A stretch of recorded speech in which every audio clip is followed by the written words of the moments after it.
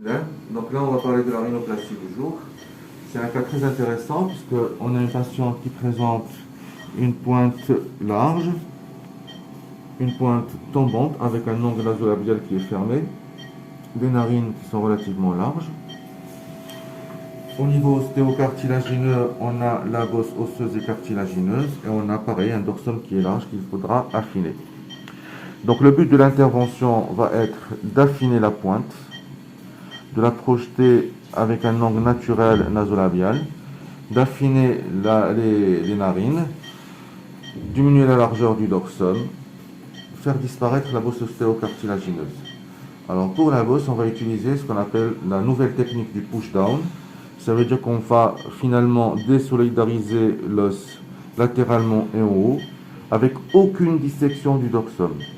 C'est ce qu'il y a de très important dans cette technique. Ça veut dire qu'on n'aura aucune irrégularité, qu'on aura un résultat qui va être stable dans le temps, même après 10 ans, 20 ans, et sans aucune irrégularité. Donc on n'aura pas les aléas de la cicatrisation. Dans les anciennes techniques, on faisait une dissection avec une résection de la bosse en surface.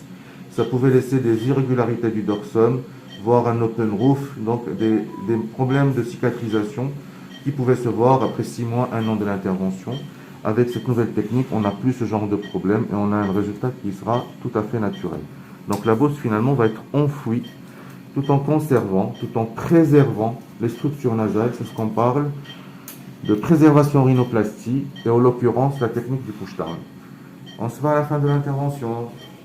Voilà, donc là on est à la fin de l'intervention. Donc j'espère que la patiente elle va être contente. En tout cas moi je suis content parce que j'ai pu affiner la pointe, relever la pointe et donc améliorer l'angle nasolabial. Alors elle avait des narines larges, donc j'ai fait aussi une réduction des ailes narinaires.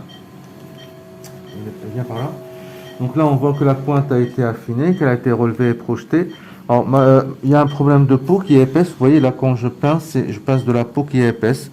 Donc là il va y avoir de la cicatrisation pour que la peau justement se redrape sur le travail qui a été fait au niveau des cartilages. Alors, on peut voir aussi que la bosse ostéocartilagineuse est complètement partie, qu'il y a eu aussi affinement de la largeur du dorsum. Et on peut, bon là vous ne le voyez pas, mais en palpant, on voit qu'il n'y a aucune irrégularité, il n'y a aucune rugosité du dorsum, puisque le dorsum n'a pas été touché. Voilà, donc on a un résultat que je trouve naturel et j'espère qu'il plaira à notre patiente. Voilà, merci.